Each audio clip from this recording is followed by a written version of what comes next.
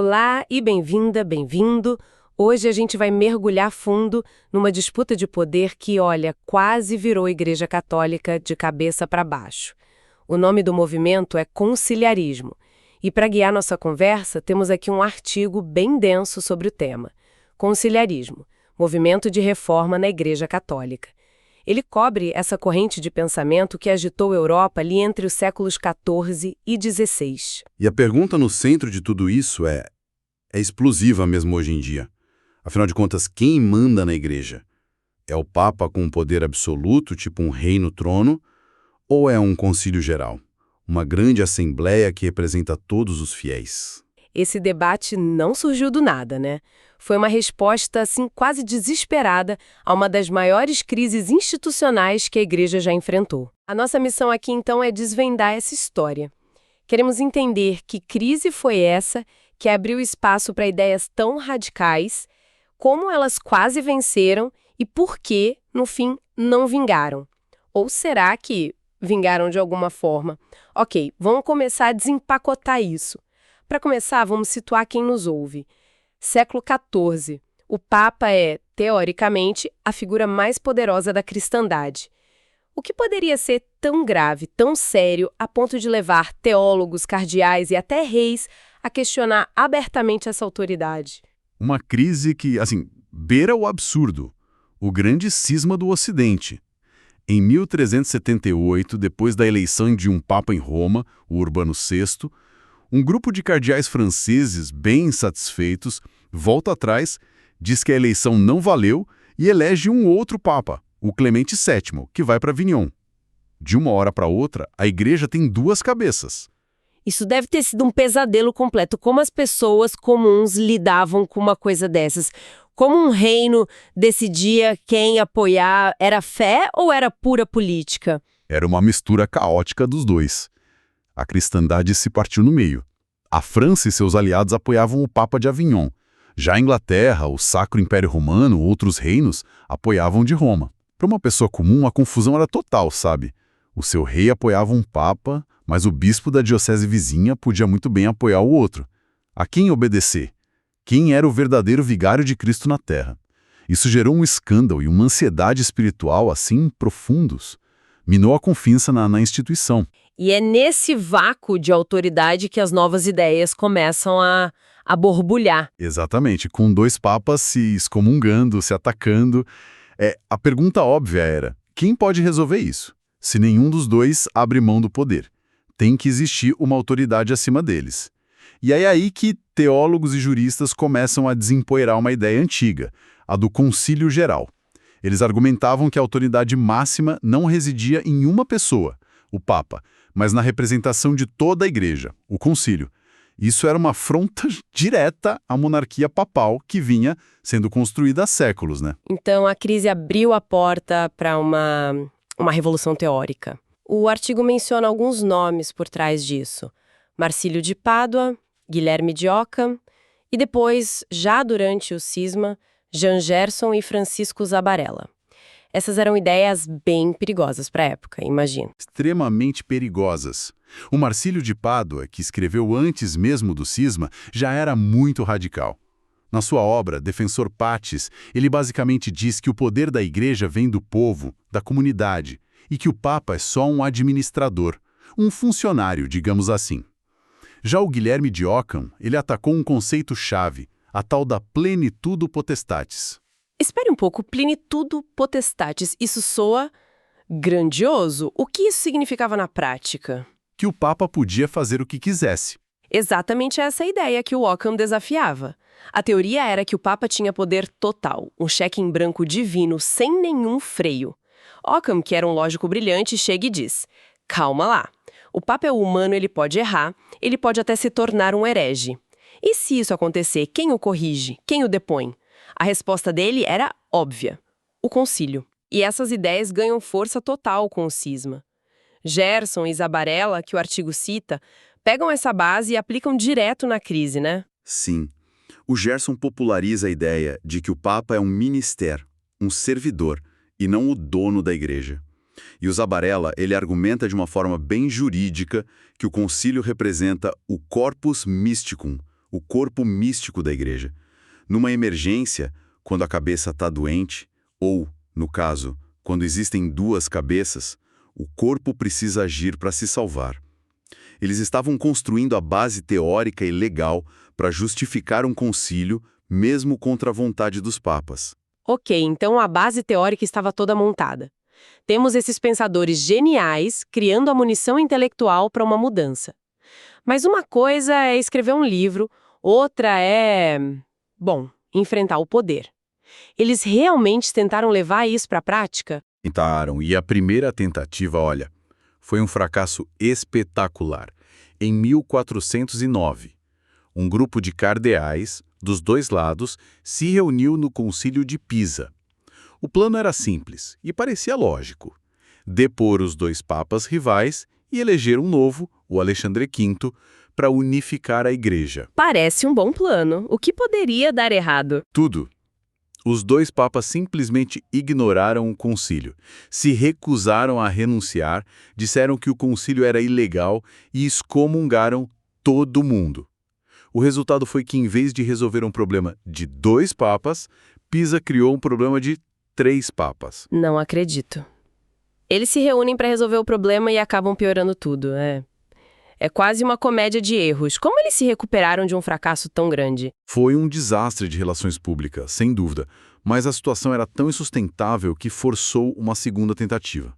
Dessa vez muito mais organizada e com apoio político que Pisa não teve, o do imperador Sigismundo. Isso levou ao Concílio de Constança, de 1414 a 1417. E esse sim foi o auge do movimento conciliarista. E o que eles fizeram de diferente em Constança para dar certo? Primeiro, eles tinham legitimidade e força militar, graças ao imperador. O concílio conseguiu, de fato, forçar a renúncia de um papa, depor os outros 2, e em 1417 elegeram um papa único, o Martinho V, acabando com o cisma. Mas o mais revolucionário não foi nem isso, foi o que eles declararam enquanto faziam. É aqui que a teoria vira lei. Eles emitiram 2 decretos que são, assim, o coração do conciliarismo. O primeiro, de 1415, é o Haec Sancta. Ele basicamente diz que o concílio tem sua autoridade diretamente de Cristo, e, portanto, todos, inclusive o Papa, devem obedecê-lo. Nossa, isso é uma bomba atômica. Estão basicamente dizendo: nós, o concílio, estamos no topo da pirâmide, não você, Papa. Exatamente. E para garantir que isso não fosse algo só para aquela emergência, eles aprovaram o segundo decreto, o Frequens, em 1417.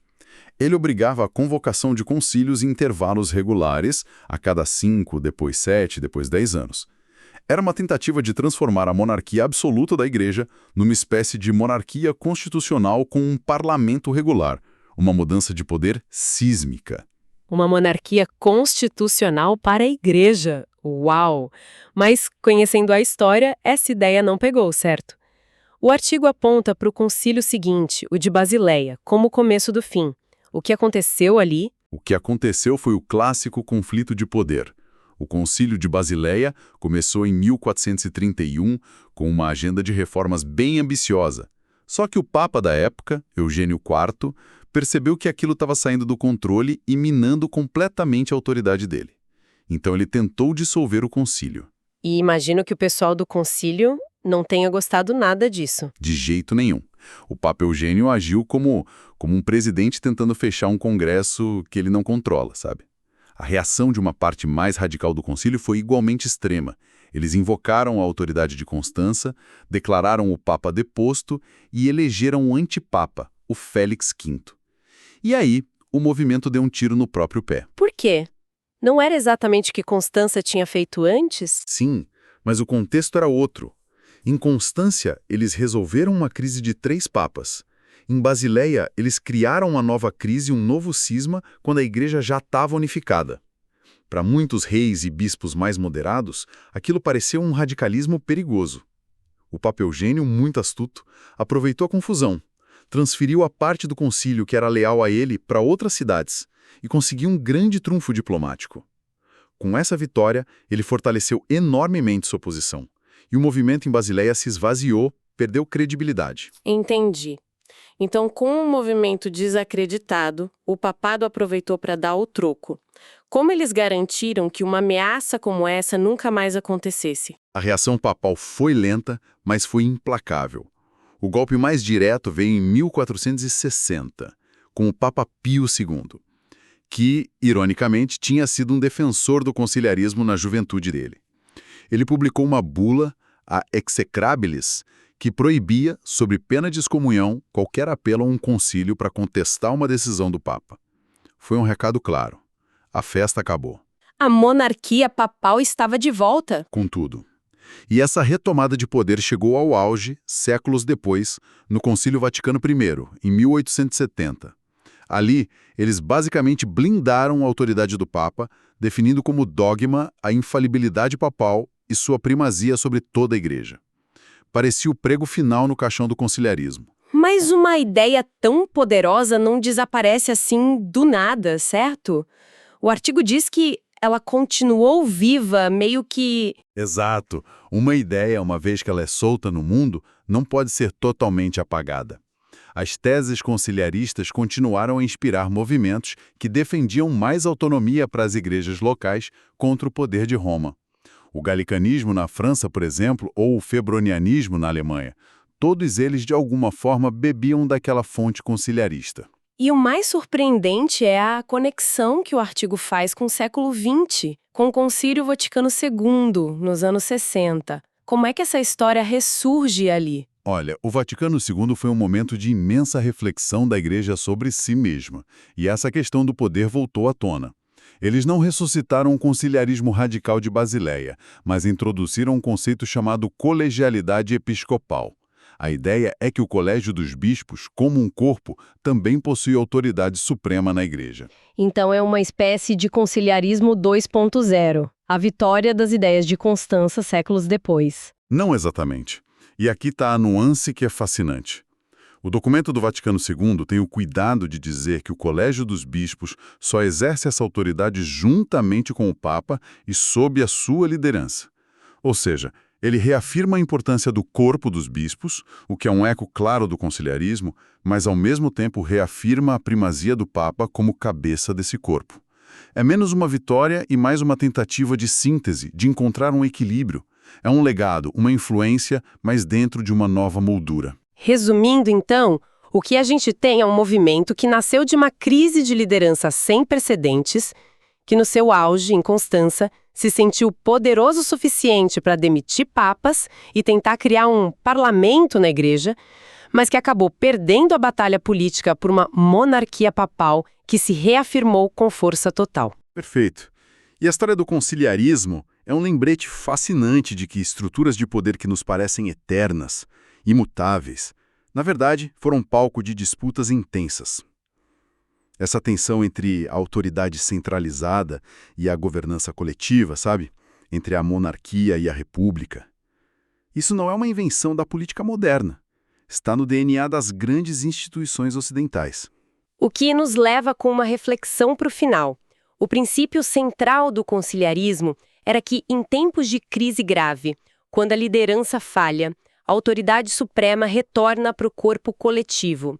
E isso nos leva a uma pergunta provocadora.